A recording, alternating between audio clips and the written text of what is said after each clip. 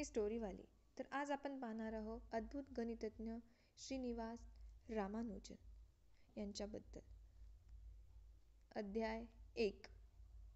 अध्याय पहला.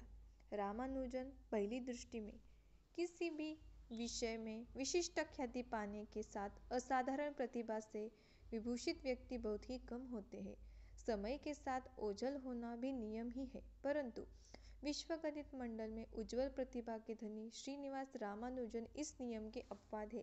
केवल 33 वर्ष की अल्प आयु पाने वाले एक पारिधन भारत में दरिद्रता के स्तर पर विवशताओं के मध्य पले बड़े रामानुजन ने गणित पर अपने शोधों से तथा उनके पीछे छिपी अपनी विलक्षणता की जो छाप छोड़ी है, उसे जानने के बाद किसी को भी आश्चर्य होना स्वाभाविक है. यह कहना अतिशयोक्ति नहीं होगी कि उन जैसे व्यक्ति संसार में कभी कभी ही जन्म लेते हैं.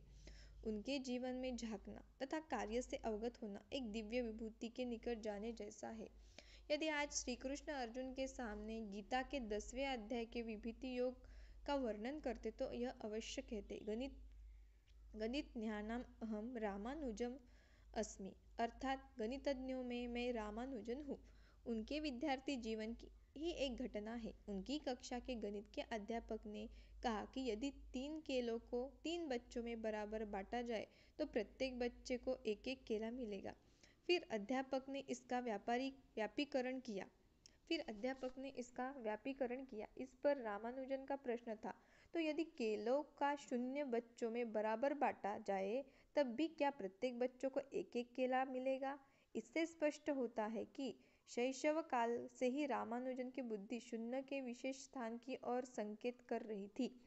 संख्याओं से रामानुजन का मानो अटूट तादात्म्य संबंध बन गया था.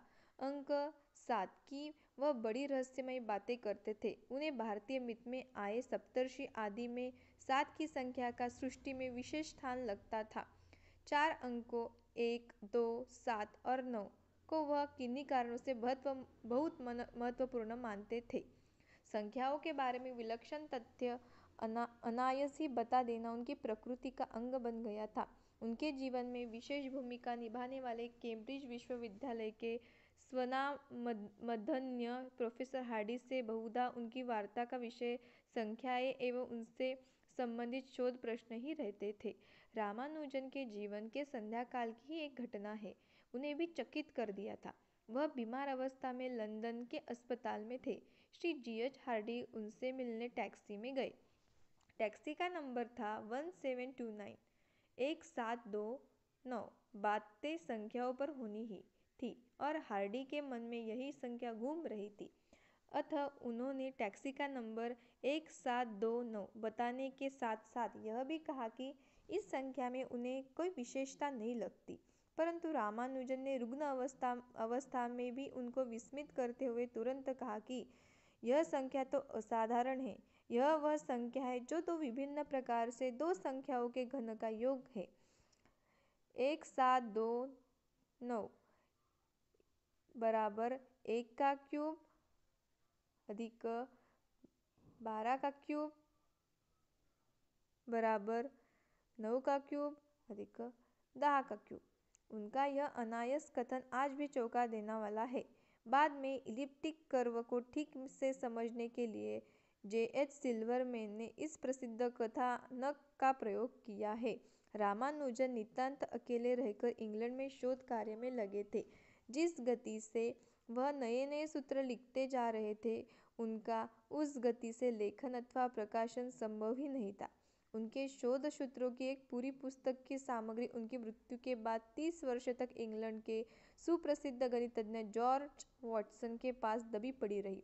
वॉटसन की मृत्यु के पश्चात वह कैसे प्रकाश में आई, इसकी भी एक रोचक कहानी है जो पाठकों को आगे पढ़ने को मिलेगी. इस लास्ट बुक ऑफ रामानुजन ने उनके द्वारा बनाए गणित भंडार को और भी अधिक समृद्ध कर दिया है. अपने अल्प जीवन में उन्होंने जो कार्य किया उस पर काफ़ी कार्य हुआ है और हो रहा है. वास्तव में उनके कतिपय सूत्रों का विधिवत स्थापन अभी तक नहीं हो पाया है. उन्होंने उन्हें कैसे लिख दिया, यह एक विस्मय की बात है. एक विस्मय पर उनसे प्रश्न भी किए गए. उनके पास इन प्रश्नों का एक सीधा समाधान था। वह कहते थे कि स्वप्न में अपनी इष्ट देवी से उन्हें वे सूत्र प्राप्त होते हैं। इससे उनके जीवन की अध्यात्म प्रेरणा का भी आभास होता है। प्रिंसटन विश्वविद्यालय के इंस्टीट्यूट फॉर एडवांस स्टडी के प्रोफेसर फ्रीमैन जे डायसन के अनुसार रामानुजन की सबसे आश्चर्यजनक बात यह है कि उन्होंने बहुत कुछ खोजा और साथ ही कई अधिक खोजों के उपवन में औरों को खोजने के लिए छोड़ दिया। प्रोफेसर हार्डी ने रामानुजन की तुलना अन्य गणितज्ञों से एक विशेष प्रकार की थी। उनका कहना था कि यदि 0 से 100 तक विभिन्न व्यक्तियों को प्रतिभा के आधार पर अंक दिए जाए तो वह स्वयं को 25, लिटलवुड को 30, जर्मनी के गणितज्ञ डी हिल्बर्ट को 80 तथा रामानुजन को 100 अंक क्रमशः देंगे। उल्लेखनीय है कि उन्होंने सिर्फ रामानुजन को पूरे के पूरे अंक दिए, अन्य किसी को नहीं, स्वयं को भी नहीं। अतः वह रामानुजन में पूरे गणितज्ञ की छवि देखते थे। उनके गणित की शोधों को हिंदी में अथवा अन्य किसी भी भारतीय भाषा में सुगम व ग्राह्य रूप से प्रस्तुत करना किसी साधारण व्यक्ति के लिए एक बड़ी चुनौती है, परंतु इसकी आवश्यकता है, जिससे समय पर प्रेरणा लेकर नई संतति में वैज्ञानिक दृष्टि एवं प्रखरता का विकास किया जा सके। उनके जीवन की विलक्षणताओं से प्रभावित होकर पत्रकार कैनिगल ने बहुत परिश्रम करके एक बड़ी अच्छी पुस्तक the man who knew infinity, वह पुरुष जो अनंत से परिचित था, से लिखी है। भारत के बाहर हमें कोई ऐसा गणितज्ञ नहीं मिला जिसने उनको नहीं पढ़ा हो और पढ़कर रामानुजन को सराहा ना हो। भारत में तथा संपूर्ण विश्व में गणित जगत में उनकी मृत्यु का शोक छा गया था। शोक सभाओं का आयोजन हुआ था। कुछ समाचार पत्रों में उनकी जीवन छपी, जिसमें इस बात का विशेष उल्लेख रहा कि किस प्रकार एक अत्यंत निर्धन परिवार में जन्मे, स्कूल की शिक्षा से भी वंचित एक नवयुवक ने 32 वर्ष की आयु में गणित जगत में असाधारण नाम कमाया। इंग्लैंड जाकर वहाँ से बीए ही नहीं पूरा किया, रॉयल सोसाइटी की फेलोशिप से भी विभूषित हुए और मद्रास विश्वविद्यालय में गणित के प्राध्यापक पद पर नियुक्त हुए। धन्यवाद।